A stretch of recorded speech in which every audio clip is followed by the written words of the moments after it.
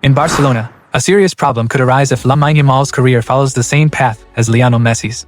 No one doubts that the Argentine is the most important player in the club's history, but it's remarkable that, alongside all his sporting achievements, his presence also became one of the key reasons for Barca's severe financial troubles. Now, with the emergence of a new diamond, many fear that history might repeat itself, especially since his future is managed by someone well known in the football world, Jorge Mendes, the former agent of Cristiano Ronaldo. No one would argue that Messi marked a turning point for Barcelona. The club won 4 of its 5 Champions League titles with him on the pitch. Add to that 10 La Liga trophies, 7 Copa del Rey titles, and dozens of others, a total of 35. But as the medals piled up, so did his contracts. And they grew almost as fast as his game did. It all started with that famous napkin. To understand its importance in Messi's story, in May 2024, it was sold at auction for nearly €890,000. That napkin cost €7 million a year in 2007, €8.5 million in 2008, €10.5 million after the treble in 2009. By 2012, he was earning €15.5 million. These constant renegotiations were driven not only by his results but also by pressure from other clubs. Even with high release clauses, Messi could theoretically wait until his contract expired and leave for free. In 2000, President Josep Bartomeu saw letting Messi go as unthinkable, and the result was the most expensive contract in football history, nearly €556 million over 4 years.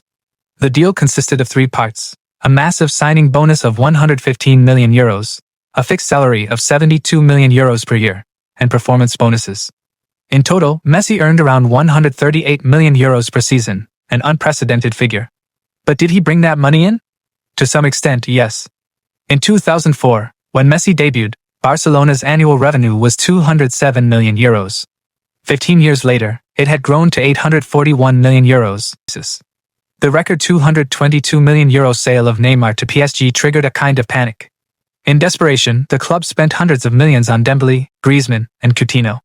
By 2019, the wage bill had risen to €500 million a year, more than any club in the world. When the pandemic hit, the situation became catastrophic. Revenue dropped from €841 million in 2019 to €580 million in 2021.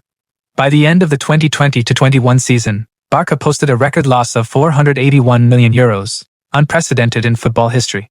And right at that moment came the time to renew Messi's multi-million contract. La Liga's financial rules made it impossible for him to stay. Why? Simple. In the 2018-19 season, the allowed salary cap was €633 million. But by 2021-22, when Messi's new contract needed to be registered, it had fallen to just €98 million. Barcelona, used to being first or second in salary limits, suddenly ranked 7th in Spain. That meant clubs like Athletic Bilbao or Real Sociedad could spend more. Even with Messi agreeing to a 50% pay cut, registering him became mathematically impossible. Laporta later admitted, "We had already exceeded the salary limit. Even without Leo, there was no room." That's how Messi left as a free agent and continued his career at PSG. It's hard to calculate exactly how much his contracts contributed to the crisis. But one thing is clear: Barca lost control, and when it tried to stop, it was already too late. That's why the club wants to handle Yamal differently. No endless renewals. No astronomical deal that could destroy financial stability. Just recently, in July, Yamal extended his contract with Barcelona until 2031. There are no official details about his new salary, but according to reliable reports, his net wage is around €8 million per year, plus bonuses. Some say that's a lot for an 18-year-old, and that this new contract contradicts Barca's "no more mistakes" policy. But let's take a closer look. Today, Yamal is one of Barca's key players and its main media asset. Yet, the new deal doesn't make him the club's highest earner. He's currently tied for 3rd place with Araujo and Ter Stegen. Reportedly, Yamal's agent pushed for him to become the top earner, but Barca refused. Journalist and insider Victor Navarro noted that Barcelona no longer wants to overspend. The club recognizes Yamal's importance but insists that the high salaries of Lewandowski and De Jong are exceptions from the past that won't be repeated. Barca is now building a new, balanced wage structure aimed at long-term stability. It's hard not to draw comparisons with Ansu Fati, another new Messi.